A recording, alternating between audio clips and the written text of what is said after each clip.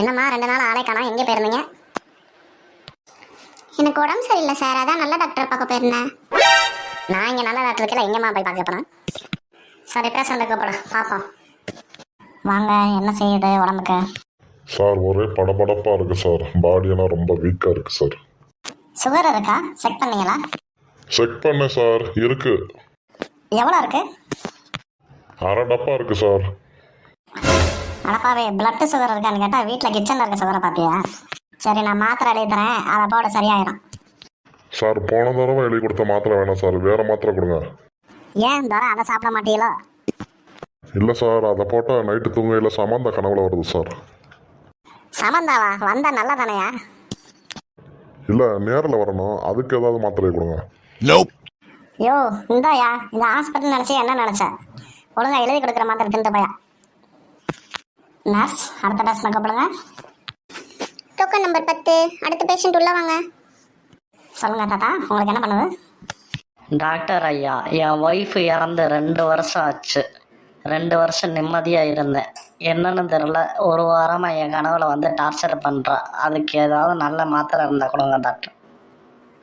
ஒன்றும் கவலைப்படாதீங்க, நான் எழுதி கொடுக்குற மாத்திரையை சாப்பிடுங்க. இன்னைக்கு நீங்கள் நேரிலே பார்க்கலாம்.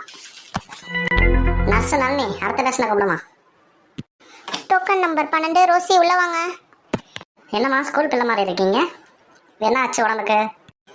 உடம்புக்குலாம் ஒன்றும் இல்லை டாக்டர், நல்லா தான் இருக்கேன். கொரோனா எப்போ டாக்டர் வரும்? இந்த 12ஆம் நம்பரில் வந்துக்கிட்டு இருக்குமா, சிக்னல் நிற்கிது, இன்னும் ஒரு 10 நிமிஷத்தில் வந்துடும். கொரோனாவால் உலகமே செத்துக்கிட்டு இருக்கு, என்னம்மா கொரோனா எப்போ வரும்னு கேட்டுக்கிறீங்க? கொரோனா வந்தால் தான் டாக்டர் ஸ்கூல் லீவ் விடுவாங்க, அதான் டாக்டர். இல்லை டாக்டர், நான் எனக்கு ஒன்றும் பார்க்க வரல, எங்கள் அப்பாவுக்கு தான் பார்க்க வந்தேன். அப்போ உங்கள் அப்பா எங்கம்மா? அப்பாவை கூப்பிடுமா.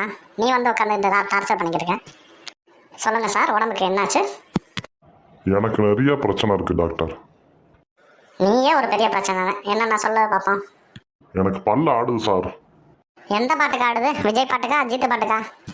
ஒருவேளை பிபி இருக்குமோ? பிபியா? நாங்கள் வீட்டிலே வச்சுட்டு வந்துட்டோமே சார். மரமெல்லாம் இப்படி மெண்டலாக வரீங்கடா. இது சென்ட்ரல் ஹாஸ்பிட்டலா இல்லை மெண்டல் ஹாஸ்பிட்டலா? எனிஹவ், நான் வேணா ஒரு ஊசி போடுறேன். ஐயோ ஊசியா? ஊசினா வலிக்குமே டாக்டர், மாத்திரை அதை வந்து கொடுங்க. நான் வேணா வலி தெரியாமல் இருக்கிறதுக்கு ஒரு பாட்டு பாடவா? பாட்டு பாடிக்கிட்டு ஊசி போடுறேன். ஒரே நேரத்தில் 2 வலி என்னால் தாங்க முடியாது டாக்டர். சரி ஓகே, வேற ஏதாவது கேட்கணுமா? சார் நர்ஸோட நம்பர் கிடைக்குமா சார்? நர்ஸ், அந்த பூச்சி மருந்து எடுங்க.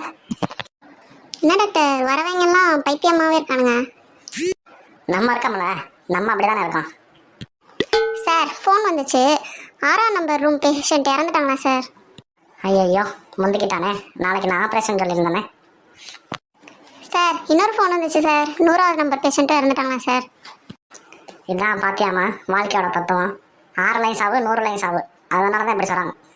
ஓ, அதனால தான் இந்த பழமொழி வந்துச்சா சார்? ஓகே, நெக்ஸ்ட் டெஸ்ட்டை கூப்பிடுங்க.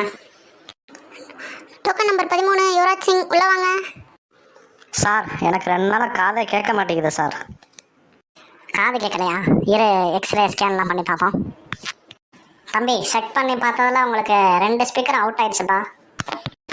தம்பி, நீ ஹெட்ஃபோன் யூஸ் பண்ணி தாண்டா 2 காது அவுட் ஆயிடுச்சு. Next patient கூப்பிடுமா.